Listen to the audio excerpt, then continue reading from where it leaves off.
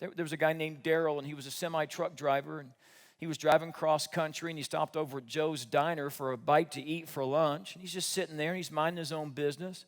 And while he's sitting there, he's eating his meal. A motorcycle gang pulls up, 12 guys all on Harley-Davidson motorcycles. They come in, they start the whole ruckus thing. They start bugging different customers. And they decide to come over to where Daryl is, sitting there all by himself, minding his own business. And they begin to give Daryl a hard time. They begin to call him a bunch of names, but Daryl wouldn't respond. He didn't say a single word.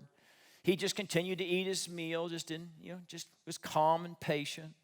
They took his iced tea and they poured his iced tea over his head. Daryl didn't move an inch. He just continued to eat his meal, just tried to ignore him the best that he could. They took his plate and they shoved it in his face and they rubbed it all over his face and through his ear. Daryl again just kind of cleaned his face off and got up, walked over to the cashier, paid, and left a tip behind, and then he headed right out the door. The leader of the motorcycle gang said, well, that guy wasn't much of a man now, was he?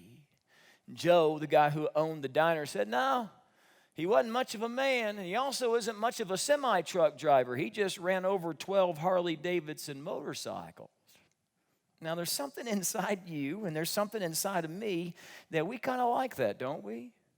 We kind of like it to get revenge, to kind of hurt somebody worse than they hurt us. Jesus says, I don't want you to be that way.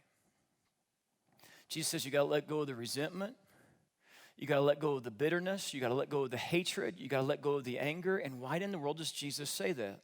Well, if I've said it once, I'll say it 1,000 times. Forgiveness is a gift that you give to yourself.